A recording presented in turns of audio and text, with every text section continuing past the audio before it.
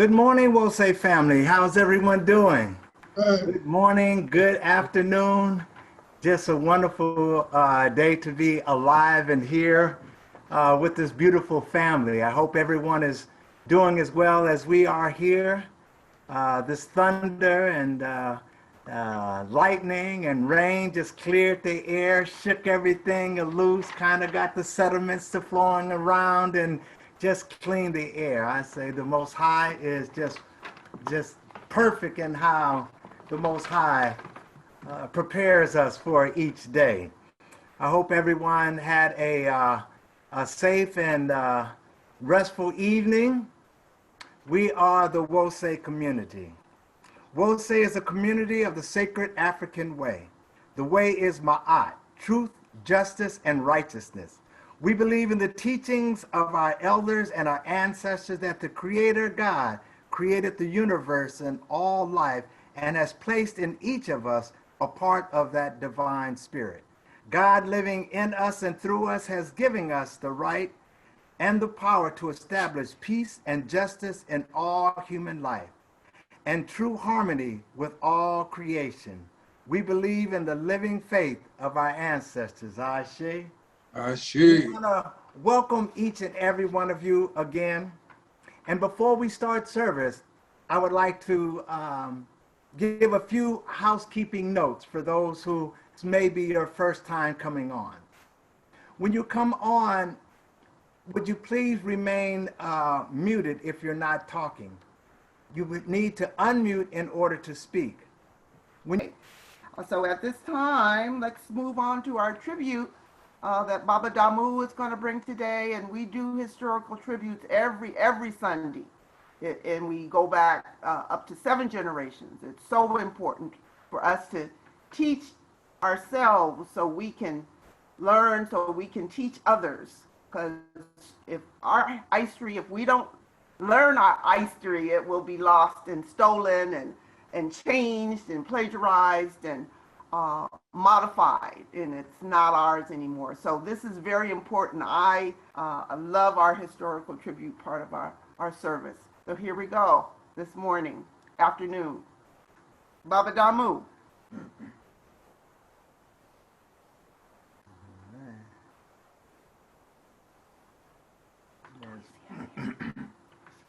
Unmute, brother. Unmute. There we go. Come on. Thank you. Thank you. I'm sorry about that. Good morning, Jose. Brothers and sisters. Today's historical tribute is to a very gentle and noble soul whose greatness and importance to us is demonstrated by the fact that Mama Tion's class, the 3rd grade class at Imhotep, is named after him. He is the only musician, classical musician, jazz musician or otherwise that I know, who has a church named after him, the St. John's African Orthodox Church of San Francisco. Personally, I question this whole tradition and process of canonization, but the mere fact that some have taken it upon themselves at times to declare Brother Malcolm X and John Coltrane saints speaks to the high character, generosity, and love of both men for humanity. Like Malcolm, Coltrane grew up and was raised, as we say, in a thoroughly religious and politically active family. Both of Coltrane's grandfathers were preachers.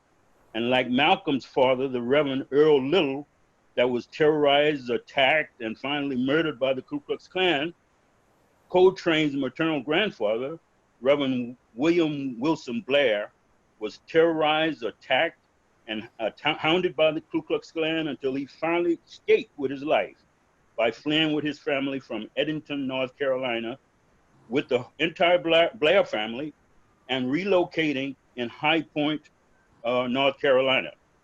He left behind property that he had rightfully purchased and that he owned.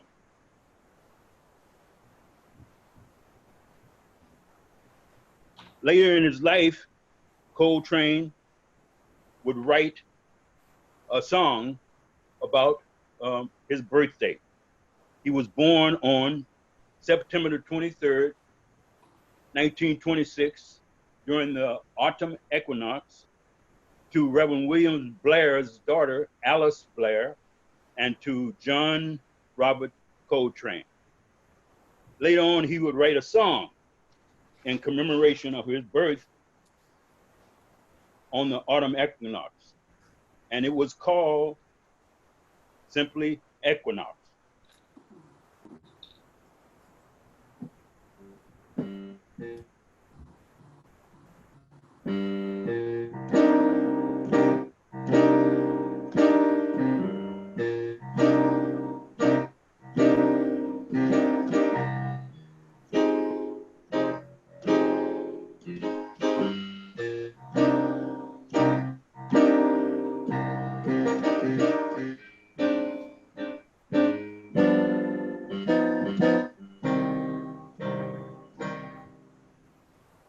That bass line that Train used on Equinox, he would use those very same notes on another song he would write later on in his life, which would turn out to be his best-selling composition and album. And that was the highly praised song, A Love Supreme.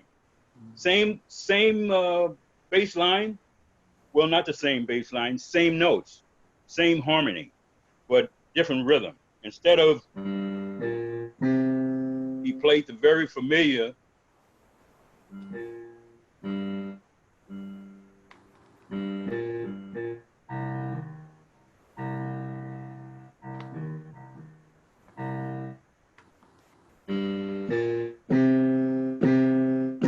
yes. That was Equinox, but the bass line that he played for A Love Supreme was same notes. And this was the genius about John Coltrane. He was always working out new ways to deliver his material. He was very much acquainted with harmony and classical music. He studied and practiced obsessively, some said. He practiced all the time. John Coltrane was basically a genius. He was a genius, and some of the people that he played with had some interesting things to say about John Coltrane. For instance, McCoy Tyner, who was his favorite pianist, said about John Coltrane, the very fact that John Coltrane was present on the planet Earth shows that God was still communicating with man, and that God was sending messengers to mankind. This was how much praise and how people followed John Coltrane. He literally had disciples. His most famous drummer, Elvin Jones, said of John Coltrane, "I think he's an angel." So these are the kind of this is the kind of reputation and the kind of feeling and footprint that John Coltrane left behind him in the life that he lived. John Coltrane was very smart in school. His students and the people who knew him said of John Coltrane, well, he was shy, but he was also mischievous. He was well behaved and very quiet, but very much into music. And everybody said he practiced all the time. In the picture that you see on the frame right now that's been put up, if you look at the picture to the very left at the top, that is the picture of John Coltrane in his third grade class. John Coltrane was very well dressed, and everybody knew that about him. In this particular picture, John Coltrane is one out of 40 students, well, 23 boys who had a tie on. He was the only one that had a tie on in this picture. And in his 5th grade, he was voted best dressed student in the class. And as you might imagine, when he graduated from William Penn High School, he was voted the best musical student. John Coltrane, as I said, practiced prolifically. He was determined to become a great jazz musician, and the stars seemed to align for John Coltrane. After he left William Penn High School, he went into the Navy. And in the Navy, he was very much appreciated by the white jazz musicians. They weren't supposed to communicate together because of the segregationist laws, even in the Army and in the Navy at that time. But the white musicians liked Train's music so much, they would sneak him into their barracks so that he could practice with them. So he was already becoming a great jazz musician.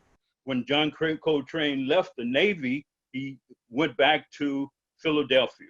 His mother was in Philadelphia. He joined his mother in Philadelphia, and he joined his cousin Mary. He wrote a song about his cousin Mary, called Cousin Mary. I'm pretty sure that was one of the practices of John. He would write music about events that happened in his life, like being born on the autumn equinox, and he would write about people that he loved, like his very hunting song that he wrote for his first wife, Naima.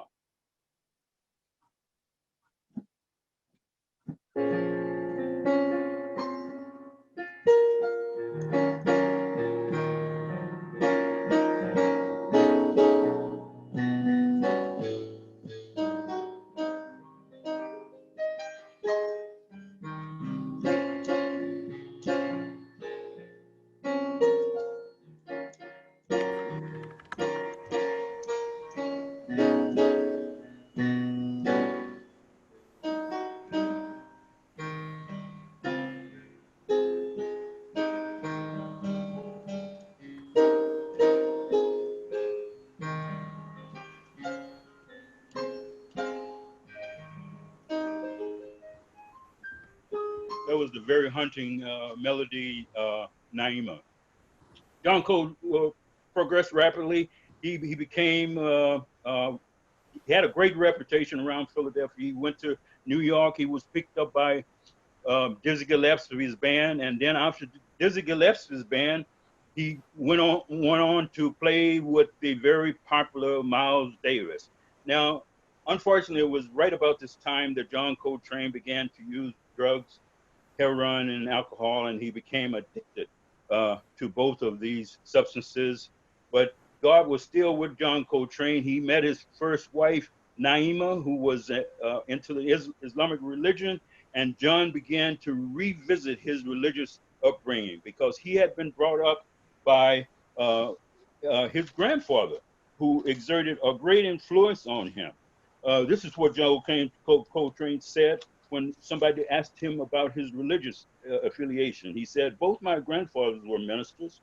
My mother was very religious. In my early years, I went to church every Sunday. That was what it was all about. My grandfather was the dominating cat in the family. He was very politically involved too, and very militant. My father never said much, but religion was the thing in my family. Religion was my grandfather's field, and I grew up in that." So John Coltrane had a religious upbringing. Both of his mother and his father played music. His mother played piano and sang, and his father played ukulele and violin.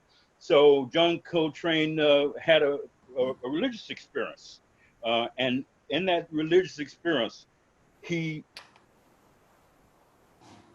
said that he met God, and God blessed him, and God changed him, and he wrote on the liner notes of his great best-selling album, A Love Supreme, "By the grace of God," in 1957, I had a spiritual awakening, and I thank God for that spiritual awakening.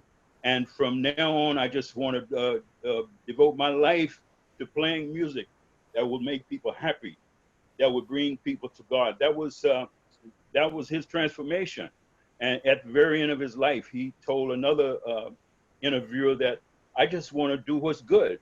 You know, I know there's bad forces and there's good forces in the world, but I want to be with the good forces, and that's the way I want to live. And that was the footprint that John Coltrane left when his good friend Eric Dolphy died. When Eric Dolphy died, and they had the Watts riots in L.A., the first thing that Train did was call Eric Dolphy's mother and asked to see if she was okay. He was just a very beautiful, giving person, and that's the way he lived his life.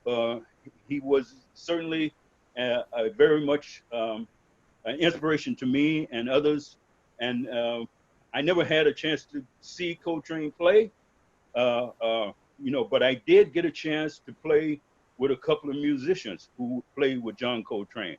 And one of those musicians, Brother Arjitan Melvin Padillo, said to me, John Coltrane, I asked him about John Coltrane a few days ago, and he said John Coltrane was who he spoke. He spoke what he was. In other words, John Coltrane spoke Ma'at, and he did Ma'at. He was a beautiful brother. He had trials and tribulations to overcome, but he overcame those trials and tribulations and came on to become one of the most revered people in America. And we can see that by the fact that he was basically canonized by some people and called Saint Coltrane. They call him Saint Coltrane. We call him Brother John. So today's today's historical tribute is to our beloved brother John William Coltrane. Ah, Shay. Ah, Ashe, Shay. Ashe, Thank you, oh. Baba Damu. So We're sweet. gonna So sweet. pour a little libation in the memory of that great ancestor, John Coltrane. I mean, he reminds me like when I was young coming up, my father's favorite sport was boxing. And so I didn't have a history in boxing, but I can always just pull out Muhammad Ali and I'm going to win the argument. So when I started listening to jazz, I may not have known all the jazz artists, all the jazz musicians, but I had one or two Coltrane's in mind, and I'd pull out John Coltrane, and that would just be like dropping the mic. I'm like you, I didn't get a chance to, get a chance to see him, but I did get a chance to play with Alice Coltrane before, and so as one of our ancestors, Ruth Beckford, said, touch of genius rubs off. So I don't know what part of John's genius rubbed off on me, but I'll take it. And Damu, I know some of that genius has just saturated your body. I mean, we really, really, that was a beautiful, beautiful tribute, brother. Yes, beautiful presentation. Ashe. Shay.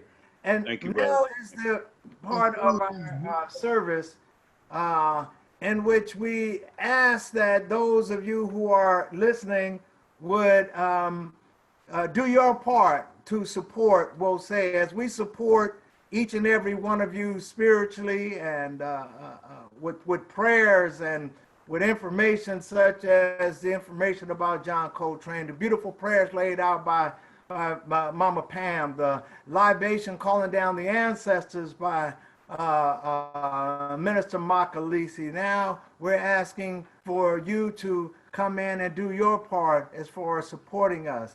And at this point in time, I would like to call on my beautiful wife, Connie, and my good brother, Karabazi, if you would come in and help with the litany of sacrifice. Ashe? Ashe. We are honored today. So everyone, as we start our litany of sacrifice and we read the words together, if we're on mute, we'll start our litany this way. Save us, O Holy One, by your name. Vindicate us by your might. Hear my prayer, divine protector. Listen to the words of my mouth. How can we repay the Holy One for the gifts that have been given to us? We will lift up the cup of salvation and call upon the God of our ancestors. We will fulfill our vows to our Creator in the presence of all our people. Gladly we bring our sacrifices to you. We will praise your name, O Amun-Ra, for it is good. Umoja, unity. We shall strive to maintain unity in the family, community, nation, and race. Kujichagulia, self-determination. We shall define, name, create, and speak for ourselves. Ujima, collective work and responsibility. We shall build and maintain our communities together. Our brothers and sisters' problems shall be ours to solve together. Ujamaa, cooperative economics. Together, we shall build and maintain our community together. Our brothers and sisters' problems shall be ours to solve together. Nia, purpose. We shall make our collective vocation the building and developing of our community and the restoration of our people to our traditional greatness. Kuumba, creativity. We shall do as much as we can in any way we can to leave our community more beautiful and beneficial than when we inherited it. And our final statement is Imani, faith. Faith. We will believe We with believe all with of our all heart our hearts in our God, our people, and in the and righteousness and and the victory victory of our struggle. of our struggle. Amen-Ra. Amen-Ra. And as the members, visitors, and friends continue to prepare your contribution, I offer this short prayer. O Holy One, ancestor spirits, we thank you for our lives. We thank you for the Wose community. We thank you for each and every one gathered this day in this virtual service. We know, O Holy One, in these very difficult times, the deprivation, the economic deprivation and the health crisis that we face, we know that there are many challenges. So we do not take these contributions, these sacrifices lightly. We thank each and every one that gave today. We thank each and every one that wanted to give and was unable to. We thank you for your presence. We pray for prosperity for each and every one in the community. And as we go forward in this service today, we ask additionally a special prayer for Brother Sheshem, that he face his health challenges with calmness and with confidence, and that he comes through whole and healthy again. This is my prayer. Ashe.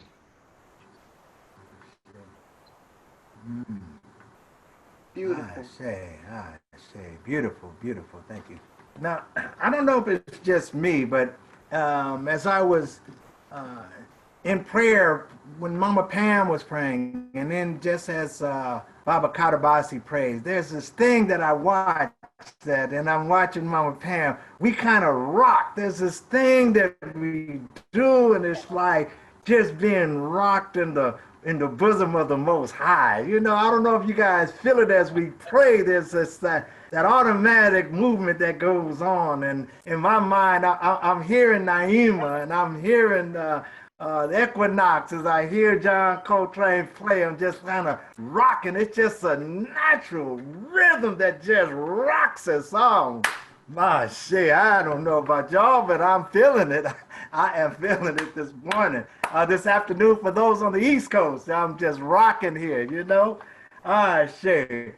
Well, now is that time in our service where we look for someone to bring that message as something that goes back the days of John Coltrane and such. We always talk about the jazz messengers, those messengers that bring that message, that bring the information, that bring the things that the people need to hear. I say in this, no one that I feel more thankful or excited than introducing my minister, my good brother, brother Imhotep. I always hear, when I mention Imhotep, I always hear a song. I don't know about y'all. There's something about this World Say ministry. Whenever you mention the name Minister Makalisi, I don't know about y'all, but I'm hearing a song that just got me rocking. When I talk about Imhotep, when we bring him forward, I'm hearing a song. Now, I don't know what the brother's going to bring, but I'm hearing that song, and we're looking forward to our souls being rocked, our souls being nurtured, our souls being filled as we call forward. Minister Imhotep, would you come forth and bring us the message of the day, my good brother? Ashe. Thanks. I want to, Brother Sidney had made, Brother David had made a song special for this day. I don't know if he is ready for that song now. Brother David, are you ready? Yeah. All right, let's hear that, and then we'll get into the message.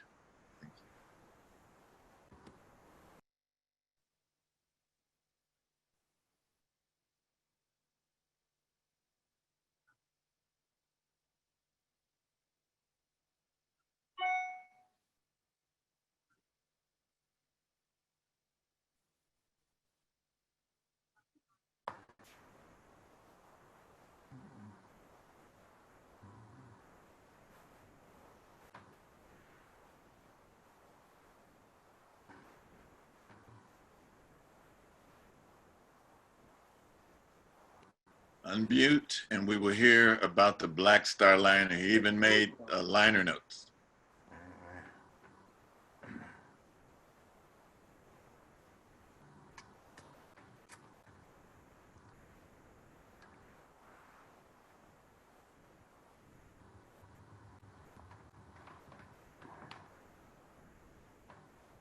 I see.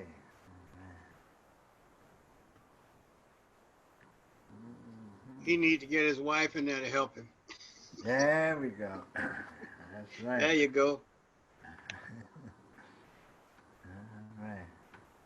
That technical expertise that can only be delivered by one's wife, I see.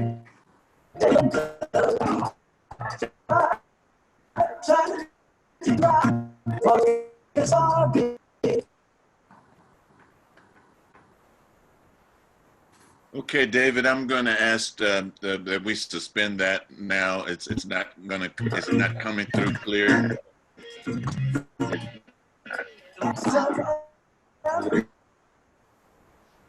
Yeah, Dave. Yeah. At all? We're, So you couldn't hear the song? we can't really hear it clear, so I'm just gonna go into the message. I appreciate the efforts, and you know, I know it's a great song, and I know we're going to hear it soon, and it's probably one worthy of being in the studio to come in and give us something that we can hear all the time. Appreciate the effort. So today, I'm going to talk about. I want to share my screen if I can.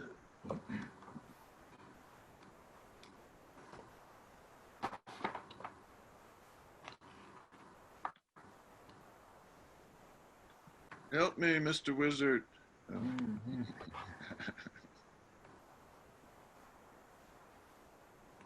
All right, I want to. Mama Darnisha, I wonder if you are still there so I can. Yeah, you're good. You shouldn't have a problem. Okay. You know what? I guess I'm you now for some reason because I was you yesterday. Let me try it. Can people see my screen now? Yes, yes, yeah. Good, thanks. All right. And want to talk about Garvey today. You know, there's so much to the Honorable Marcus Messiah Garvey. And, you know, I tried to put things that I knew that were important, that were, that would be meaningful, but it would be in a timely manner, that it would not take so long. But we're talking about a man who caused Dr. Robert Hill, who is a brilliant professor from Jamaica, who is professor emeritus at UCLA, to write 10 volumes, 10 volumes of the Honorable Marcus Messiah Garvey. Marcus Garvey would have been, had he lived, 133 years on Monday. And, you know, he died in, I believe, 1940. And here it is, 2020, we're still talking about him. You know, he's had such a profound effect on our lives. I have, and you know, we went over this yesterday in our production meeting, and the sound was not as loud as it could be, but I found Marcus Garvey's, the UNIA, Universal Negro Improvement Association, and African Communities League, their anthem. And so I'd like to play it now. And so you're gonna have to listen really good to hear this, okay? Let's hit it. That's not it, that's Burning Spear.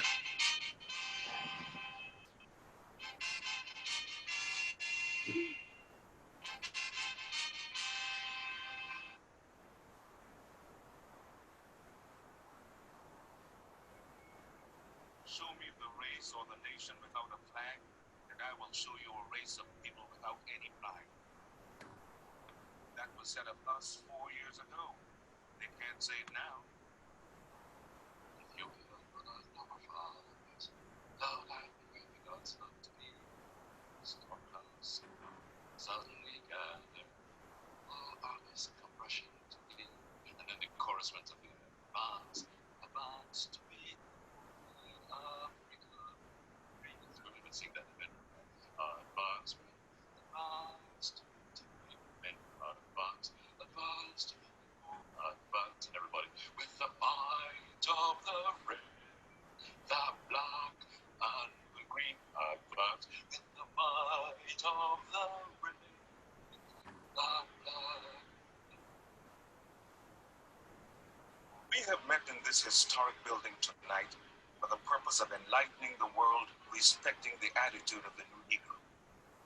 If you believe that the Negro should have a place in the sun, if you believe that Africa should be one vast empire controlled by the Negro, then arise and sing the national anthem of the Universal Negro Improvement Association.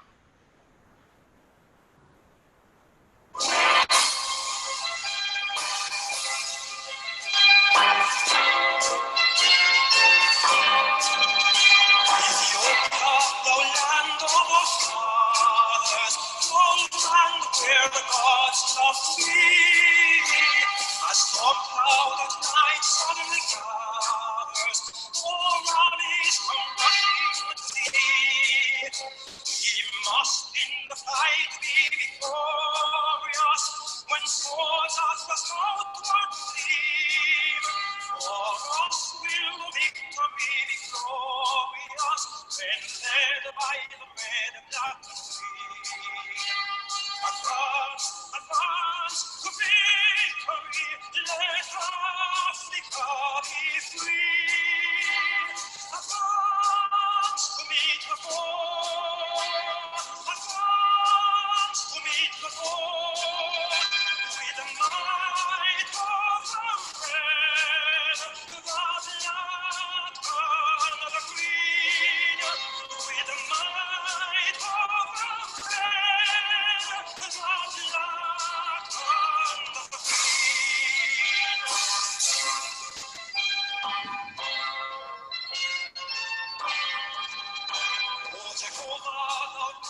of the ages, runs on towards sunset lead. The wisdom thou gave to thy sages, when Israel was sore in need. Thy voice through the dim past was spoken, Ethiopia shall stretch forth her hand. Thy feet shall on fetters be broken, and the heaven bless our dear motherland. Advance, advance, to victory, let Africa be free. Advance, to meet the foe. Advance, to meet the foe. With the might of our friend, the free. With the might of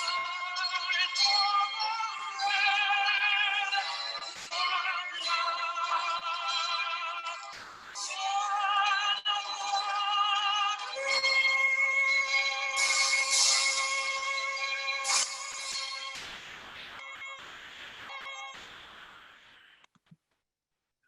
Now that's the anthem we need at the end of games.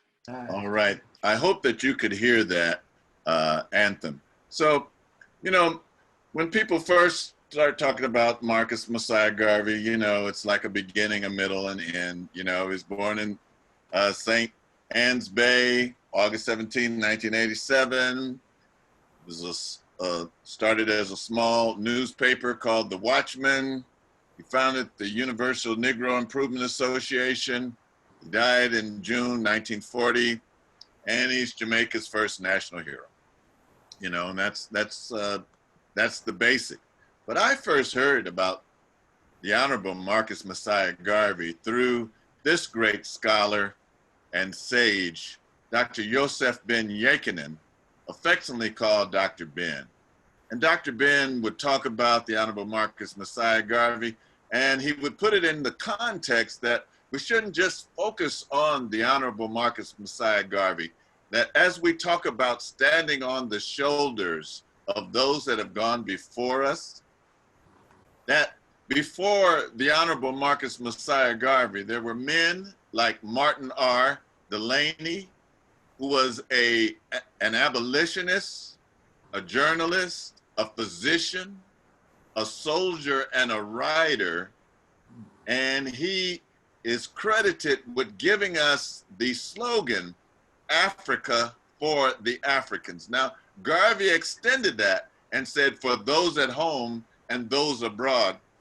But that slogan comes from Martin R. Delaney.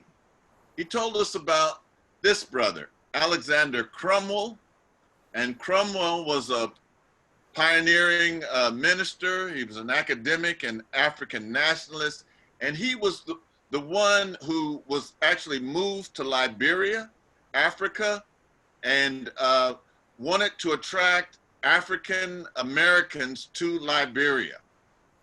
So that was one of the things that Garvey was trying to get us to do, was to repatriate to Liberia. But of course, there were large rubber plantations in Liberia, and Firestone, along with different colonial powers, stepped in to put a stop to that. He also told us about Henry Highland Garnett. You cannot talk about the Honorable Marcus Messiah Garvey without being in context and mentioning these men. Henry Highland Garnett was an abolitionist, a minister, an educator, and an orator, and he was a nationalist. He was educated at the African Free School and other institutions. He was a militant abolitionist. We also have to mention Edward Wilmot Blyden. He was an educator, a writer, a diplomat, a politician, primarily in Liberia. He was born in the West Indies. He joined free Black immigrants from the United States and migrated to Liberia. He taught 5 years in British West African colony of Sierra Leone. So these are the precursors, the pre-runners to the Honorable Marcus Messiah Garvey. Now, the Honorable Marcus Messiah Garvey was also influenced by this brother from Egypt, Dusay Muhammad Ali. And Dusay Muhammad Ali was an Egyptian, and Garvey met him in London, and Garvey would frequent his office, and you know, he was mentored by this brother, and so he got his you know, knowledge, wisdom, understanding through through the tutelage of Dusay Muhammad Ali. He read Up from Slavery by Booker T. Washington. Booker T. Washington was supposed to have a meeting with the Honorable Marcus Messiah Garvey, but Garvey did not get to the United States until a year after Booker T passed, but he was inspired by certain words that were reflected in this book, Up from Slavery. And as we move on, we see, you know, just like we have minutes as Wosay elders, that they had minutes and proceedings back in 1928, and this is an example of them that was composed. When Wosay ministers in training first got together, one of the books that we studied was Garveyism as a religious movement, the institutionalization of Black civil religion by Burkett. And one of the most influential books on the whole experience of the Honorable Marcus Messiah Garvey is this book, edited by his second wife, Amy Jacques Garvey, Philosophies and Opinions of the Honorable Marcus Messiah Garvey. In I forget what year that was, but they had a conference in New York. And at that conference, there were 27,000 Africans from all over the world, part of the UNIA, the Universal Negro Improvement Association, and African Communities League. You know, we have at Wosay what we believe and what we practice. There was a statement made in the Negro World, which was the newspaper of the UNIA, and it had what they believed, you know, and the Nation of Islam took that mantle and continued it in the Muhammad Speaks, where it says what the Muslims believe. And then continuing on, the Black Panthers put in their newspaper what we believe, what we want. And so this type of a statement, belief statement, started with the Universal Negro Improvement Association. Now, the Honorable Marcus Messiah Garvey had started a shipping line. It was called the Black Star Line. And what Garvey wanted to do was to retrace the triangular slave trade, the Atlantic slave trade, and he wanted to have commerce between Africa, the West Indies, and North America. He believed that a people dislocated from their homeland are like a tree without roots, and the solution was Black nationalism. He created the Black Star Steamship Line and Negroes Factories League, which provided an affordable transportation to Black people worldwide. Now, you may notice we're using that word Negro.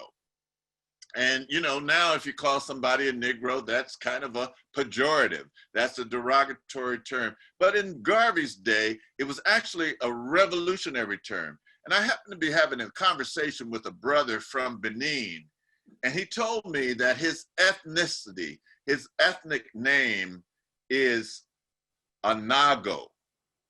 That's where that word Negro comes from. It comes from the word Anago, and you can find these people in the Benin Republic, in Dahomey, in Dan and Homey, which was combined by Europeans and called Dahomey, in Togo, and in parts of Ghana today. The Honorable Marcus Messiah Garvey gave us some very famous quotes. He said, A people without a knowledge of their past, history, origin, culture is like a tree without roots. And I don't know if you've ever seen a tree without roots. It's not able to stand.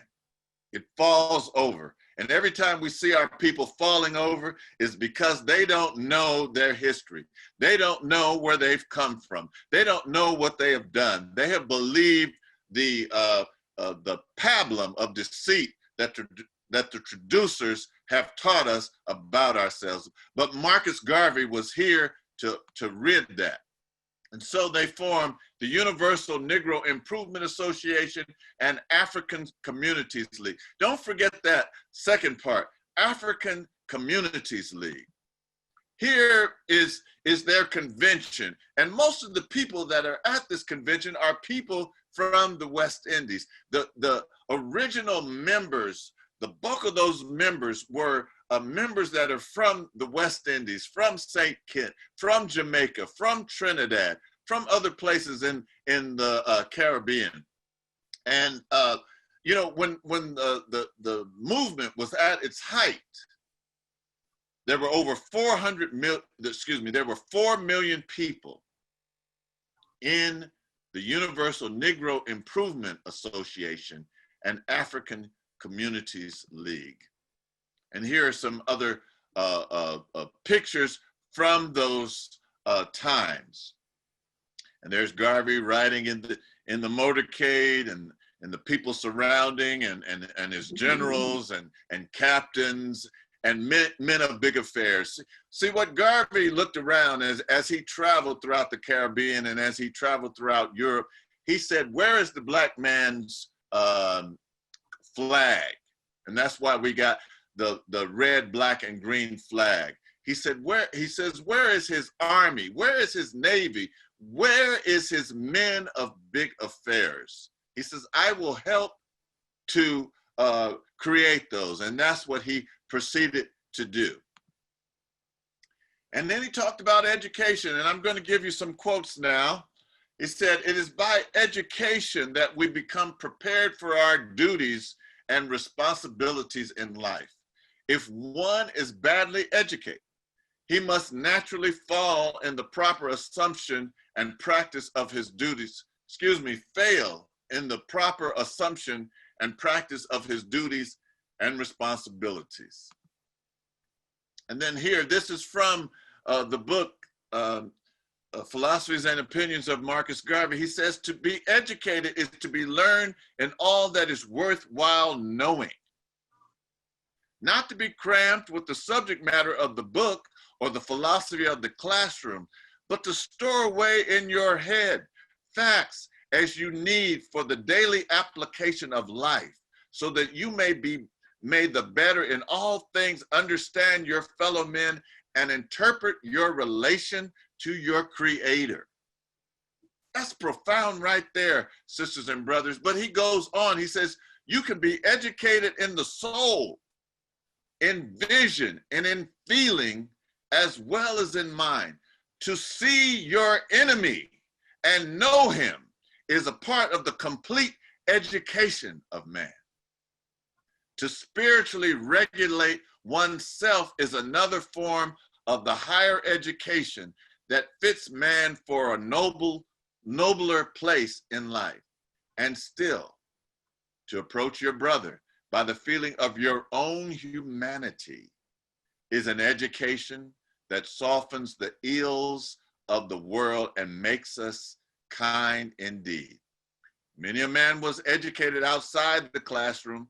It is something that you let out, not take in. You are part of it, for it is natural. It is dormant simply because you will not develop it.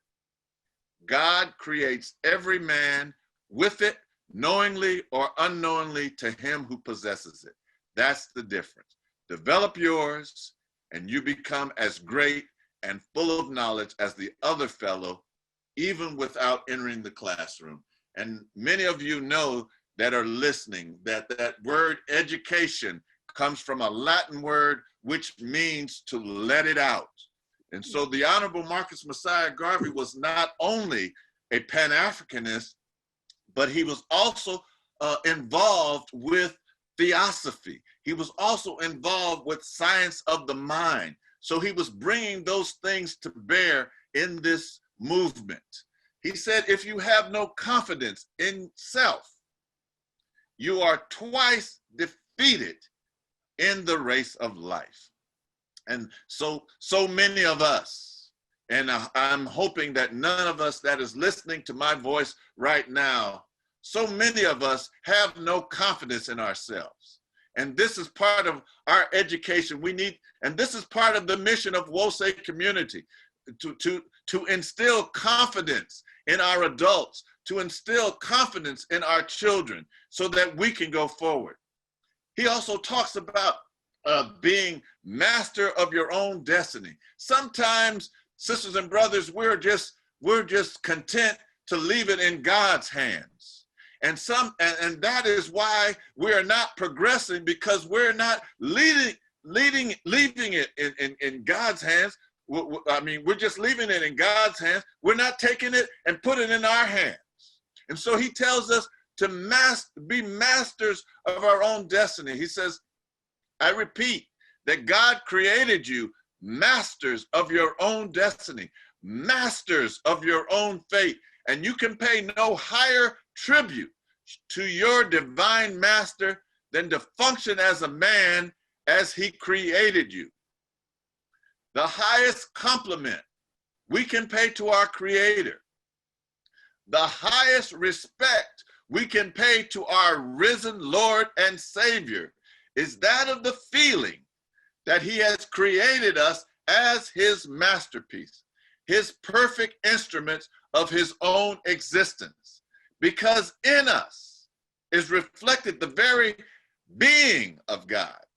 When it is said that we are created in his own image, we ourselves reflect his greatness. We ourselves reflect the part of God the Father, God the Son, God the Holy Ghost, and when we allow ourselves to be subjected and subjugated and create others as our superior, we hurl an insult to our Creator, who made us in the fullness of ourselves.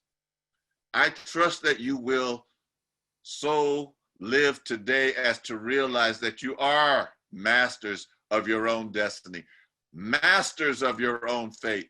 If there's anything you want in this world, it is for you to strike out with confidence and faith in yourself and reach for it, because God has created it for your happiness, wheresoever you may find it in nature. Nature is bountiful. Nature is resourceful. Nature is willing to obey the command of man. Man, the sovereign Lord, who is supposed to hold dominion and take possession of this great world of ours. So he was dispelling the myths that we were inferior. He was dispelling the myths that somehow God is separated from us. And then he talks about his inspiring vision. And he talks about seeing, I have a vision of the future. And I see before me a picture of a redeemed Africa with her dotted cities and her beautiful civilization, with her millions of happy children going to and fro. He was saying this in the midst of the time when Africa was physically colonized by the Belgians, by the Germans, by the English, by the French, by the Portuguese, by the Boers in South Africa.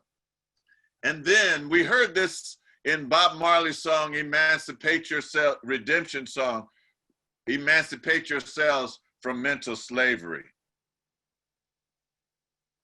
I see I got a note from my great friend, the scholar, and yes, indeed, you can have my slides, brother, you can have them. He said, so the Honorable Marcus Messiah Garvey tells us, before the Honorable Robert Nestor Marley tells us, we are going to emancipate ourselves from mental slavery, because whilst others might free the body, none but ourselves can free our minds.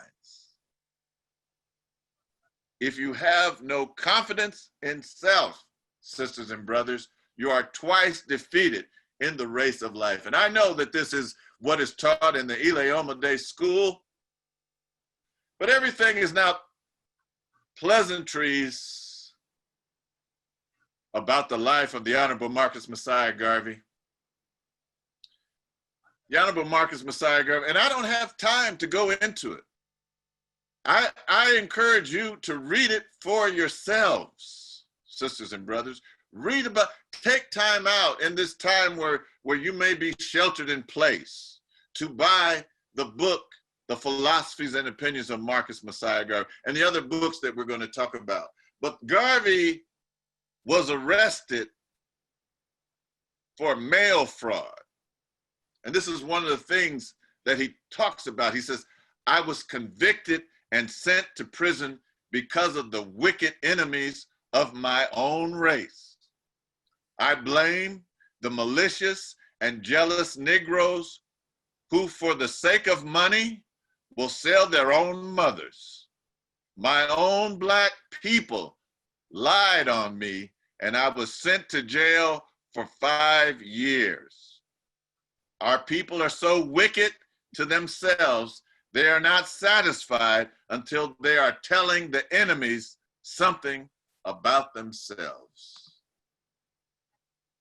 And yes, so here we see one of the most evilest men in the world, particularly to the African race, to the African diaspora. Here he is, J. Edgar Hoover. Just think about this. J. Edgar Hoover was interrupting the struggle going all the way back to Garvey. Garvey, the Honorable Elijah Muhammad, jazz musicians, African-American jazz musicians, the Black Panthers, Malcolm, all these people. But he didn't do it alone. He had the cooperation of some of our own people, and here they are. You're seeing this correctly, as it says. W.B. Du Bois and A. Philip Randolph worked with J. Edgar Hoover and the FBI to have Marcus Garvey and the UNIA dismantled. But despite legal woes, he maintained politically active abroad, and he now holds a special place in our people's history as one of the most influential African, Black, Anago activists of all time. Now, the Honorable Marcus Messiah Garvey was married twice, and he seemed to like the name Amy. And so his first wife was Amy Ashford Garvey, and his second wife, the most enduring one, was Amy Jacques Garvey. And here he is standing with her. She's seated on a mule, and these are pictures of Amy Jacques Garvey. This is Amy Jacques Garvey and the Honorable Marcus Messiah Garvey's sons. Now, when the Honorable Marcus Messiah Garvey was in jail and they realized that these were trumped up charges, and they were about ready to let Garvey out. Someone said, one of the senators or people in government said, "You got the tiger caged. You're not going to let the tiger out, are you?"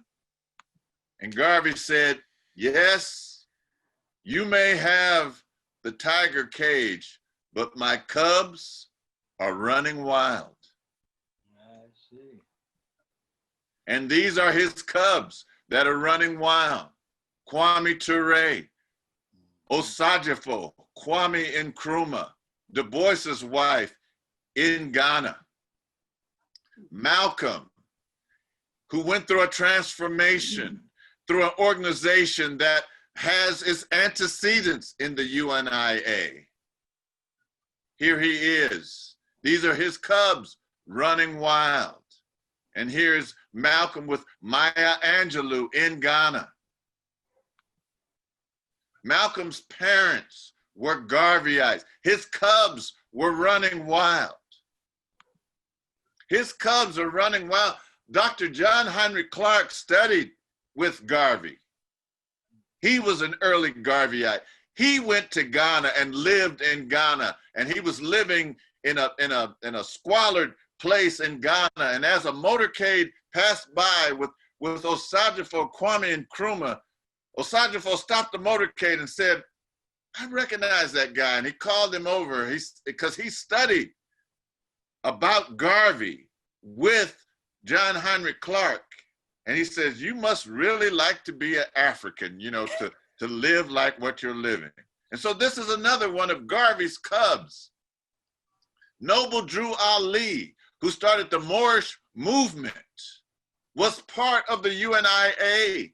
The Honorable Elijah Muhammad was part of the UNIA. Here in this book entitled Black Nationalism by Essien Odum, on chapter 3, it's called The Nation, Its Rise and Growth. This is on page 63. It says, "I have always had a very high opinion of both the late Noble Drew Ali and Marcus Garvey, and admired their courage in helping our people, the so-called Negroes, and appreciate their work. Both of these men were fine Muslims.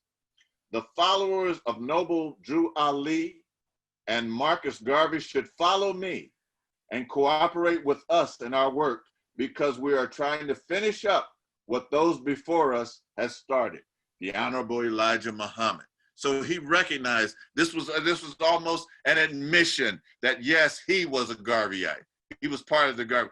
His cubs are running wild in the Black Panther movement.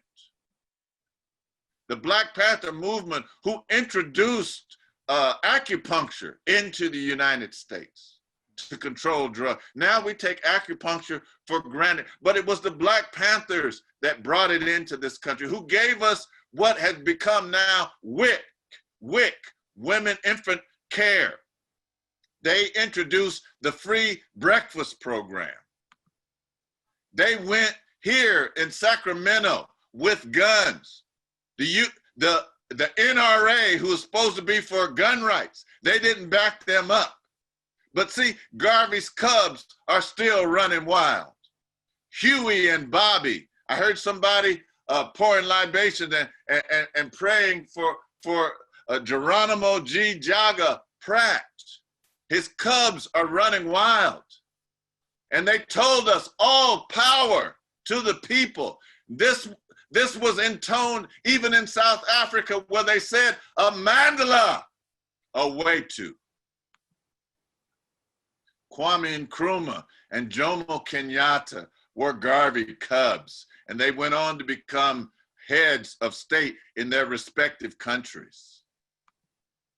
And these African leaders here, Julius Nyerere, Kenneth Kaunda, well, we don't like this one on the end, Mobutu. I don't have time to go into him today. The Burning Spear, Jomo Kenyatta, and he wasn't influenced by him, but Garvey is the one that started the Rastas looking at His Imperial Majesty Haile Selassie when he said, "Look to Africa where a Black king shall be crowned." The cubs of Garvey. And they would meet and they got together sometimes. Here's Julius Nyerere of Tanzania, and Kwame Nkrumah, Dr. Kwame Nkrumah, Osagyefo, the savior. And we have Samori Machel, Patrice Lumumba, Sankara, Steve Biko, Cabral. Now, sisters and brothers, I want you to get, if you can, the book. The book's written by this brother, Robert Hill. Robert Hill is a native Jamaican. He's a professor emeritus of History at UCLA, director of the Marcus Garvey and Universal Negro Improvement Association Papers Project. He is internationally recognized as a leading authority on the life of Garvey and the history of the Garvey movement. And, you know, okay, the way my mind works, I see different similarities. So I've actually met Robert Hill on 2 occasions. One, we gave a Marcus Garvey program, Wose community, in conjunction with Brother Anyika and others. And we had it at the East Oakland Youth Development Center. This was around 1983, 1984. And Dr. Robert Hill was there. And I looked at him and I remember seeing the statue of Socrates. And I said, wow, you know what? He kind of looks like Socrates to me. Maybe I'm the only one that sees that. But he put together this, it's 9 volumes. The Marcus Garvey Universal Negro Improvement Association Papers, Africa for the Africans, June 1921 through December 1922. And so there are 9, perhaps 10 volumes of I was talking to a brother just yesterday, and he told me that he was gifted 10 volumes. And so there is a lot for us to look at, to examine, to see where Garvey went wrong, to see what he did right, to see what we need to continue. And so we have the information there. And he also has this book, Garvey, Life and Lessons. And I'd like to read just a little bit from Garvey's Life and Lessons. And this is lesson 3, and it's on page 206. Talks about the aims and objectives of the UNIA to establish a universal confederacy among the race, to promote the spirit of pride and love, to reclaim the fallen, to administer and assist the needy. We have a lot of needy in our community, sisters and brothers. They're homeless. They're in tent cities. This was the aim of the UNIA, to assist in civilizing Africa, to assist in the development of independent Negro nations and communities, to establish commissionaries or agencies in principal countries and cities of the world for the representation and protection of all, I'm gonna change the word Negro to all African people, irrespective of their nationality, to promote a consciousness of spiritual worship, to establish universities, colleges, academies, and schools for the racial and educational culture of our people. These are valuable lessons that are in here.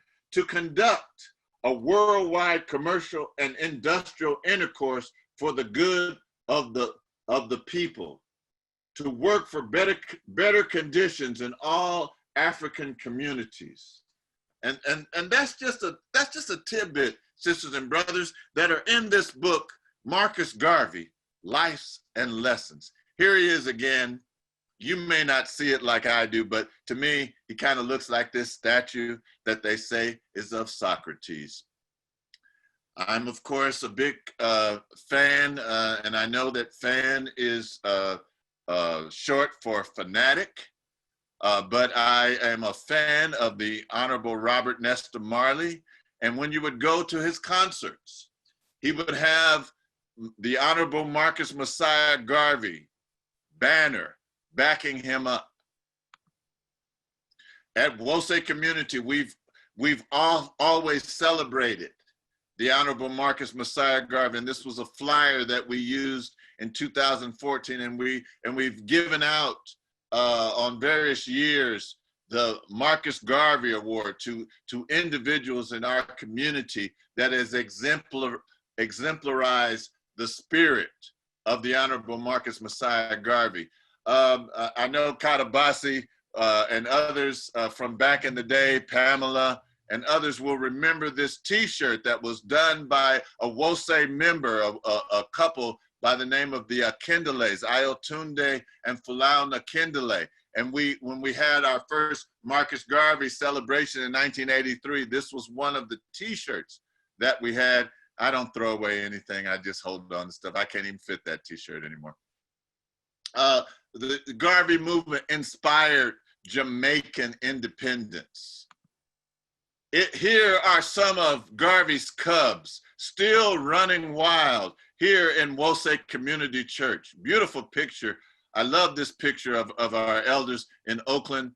And this one didn't come out so good. These are people at Ileoma Day. Let's talk about Garvey's vision as we get ready to close. He says, I have a vision of the future.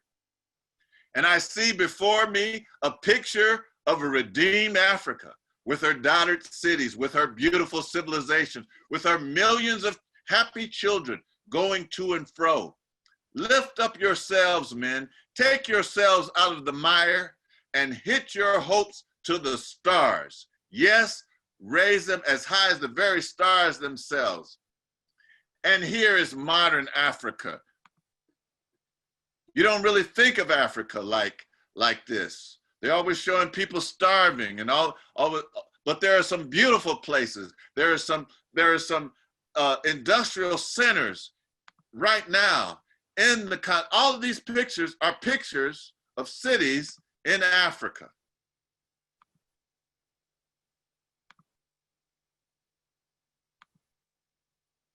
The Honorable Marcus Messiah Garvey. I have a vision of the future. I see before me a picture of a redeemed Africa with her dotted cities, with her beautiful civilization, with her millions of happy children going to and fro. Lift yourselves up, men. Take yourselves out of the mire and hit your hopes to the stars. Yes, raise as high as the very stars themselves. Visualization, Reverend Ike told us, is seeing and feeling yourself in your own mind already being and doing and having the good that you desire. We kind of touched on this a little bit, Minister Amadi and Brother Kofi in our Wednesday night that was focusing on Sister Katrina's website. And Brother Kofi in a powerful way told us what we needed to be doing. And then Minister Amadi added, he said that we need to visualize and we need to see it happening. And this is what it means. It says, it means seeing and feeling yourself in your own mind already being, doing, and having the good that you desire. And then he goes on, he says, in the subconscious, there is no time element. There's no past and no future. In the subconscious, it's always now. And whatever you see in your mind or feel in your mind, the subconscious deals with it in a present reality. And it proceeds to bring it about to express it on the objective plane of life. So you must practice in your own mind, seeing and feeling yourself already being what you want to be. This is what the Honorable Marcus Messiah Garvey was doing. This is what the Honorable Marcus Messiah Garvey was projecting into the future. Already doing what you want, already having what you want. So in visualization, you use all your senses. You see it, you feel it, you smell it, you touch it, and you involve all your senses of taste as well.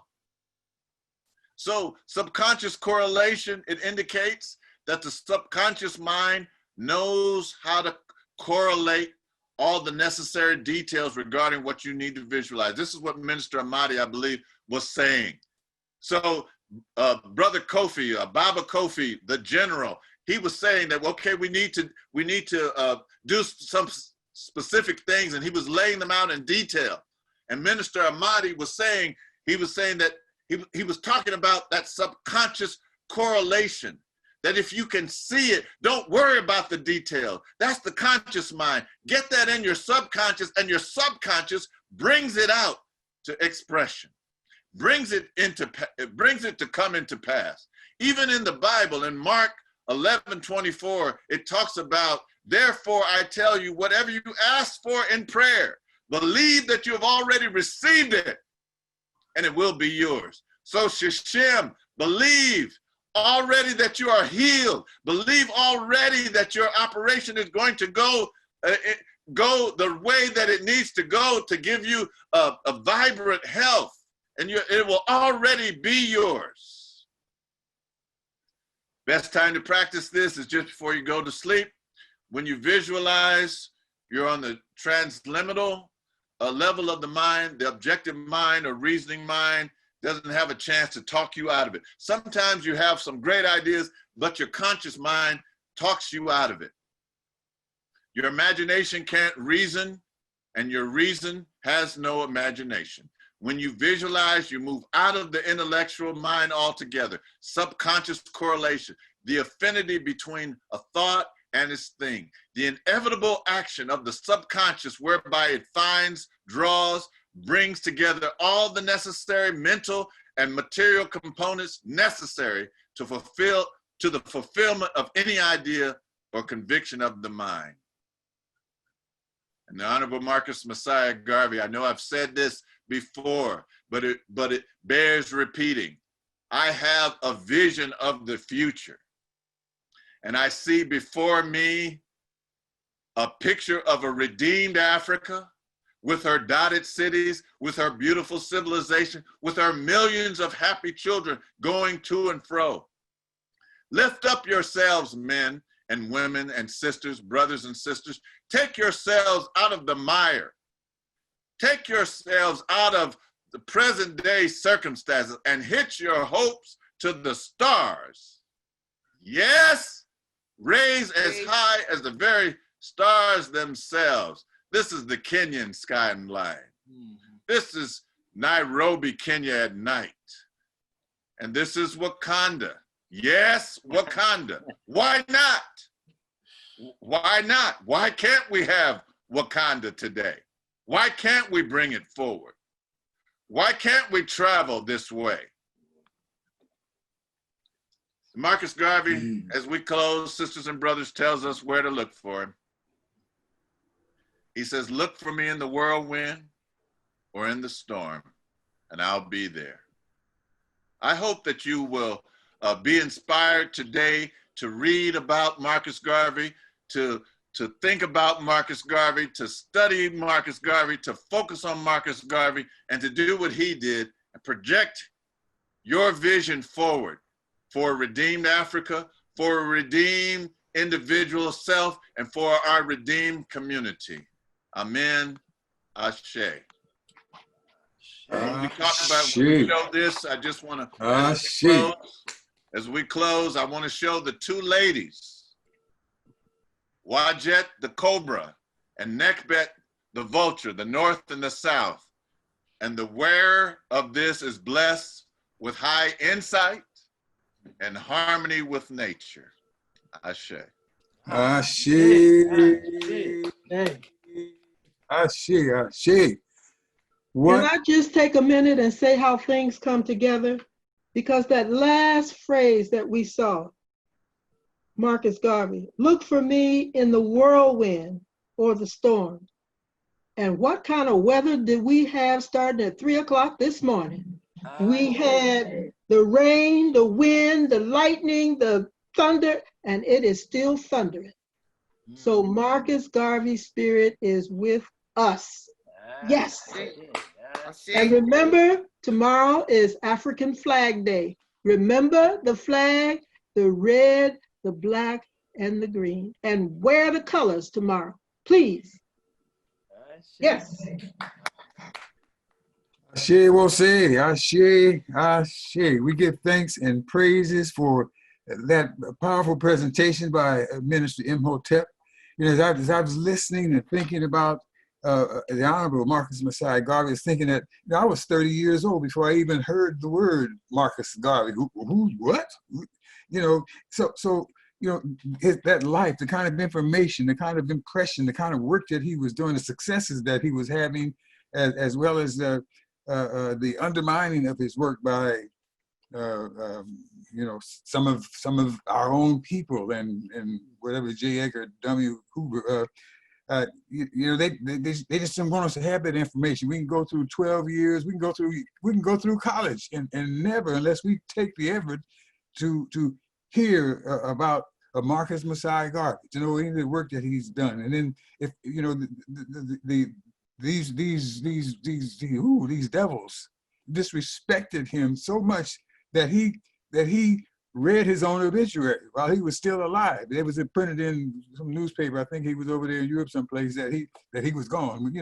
So we have to do all we can to get that information, share it with our people, get that spirit, share it with our people. One of the things Garvey, as I remember what I learned about Garvey's life, is that he encouraged us to do some reading before bedtime, some positive reading that's going to inspire us to move in positive directions, to see what we need, to see what we desire, what we want to be, and let that work on us while we are sleeping, while our body is healing itself, while our body is strengthening itself in all aspects, not only physically, but especially mentally.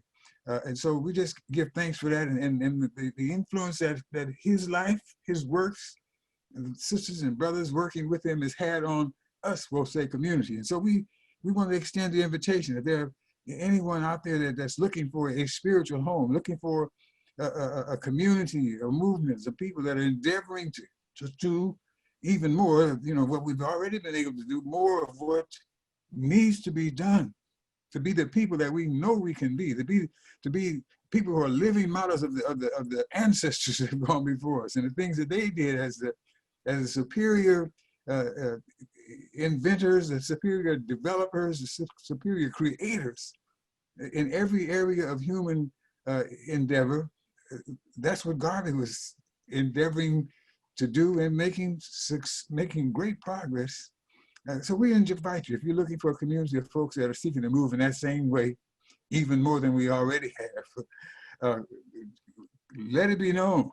Unmute yourself and say, here I am over here. I want to be part of that community. I want to be a part of that movement. Let us know. We will be in touch with you, show you what our process is for doing just that.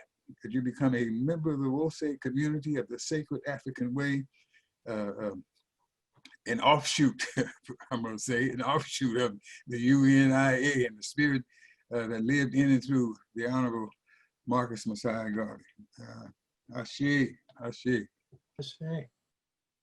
Hey, Ashe.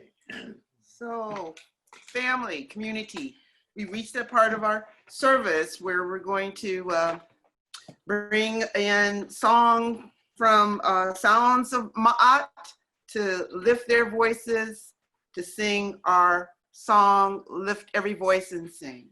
Ashe. Yeah, you didn't let me know that I was going to do that one today.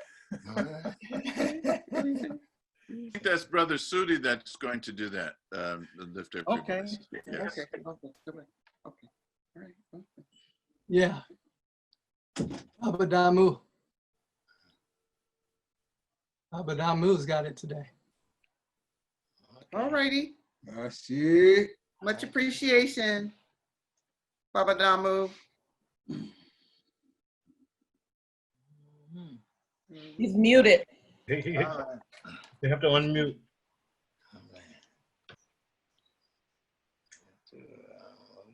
Brother Damu, unmute yourself. Get it here. Lift every voice and sing till earth and heaven ring, ring with the harmony of liberty. Let our rejoicing rise high as the listening skies. Let it resound loud as the roaring sea. Sing a song.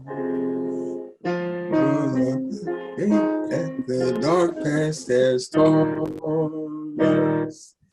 Sing a song full of the hope that the present has brought. Facing my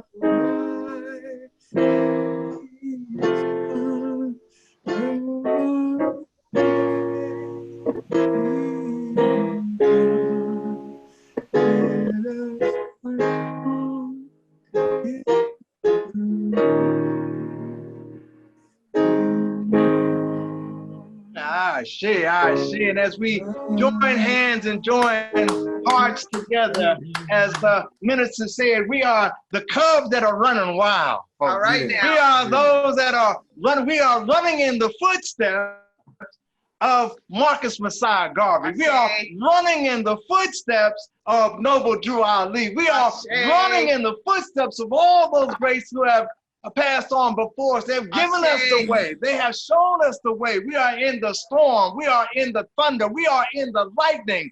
And as we will close this service today, sing the words that our families have said for so many years, let us say, Amen.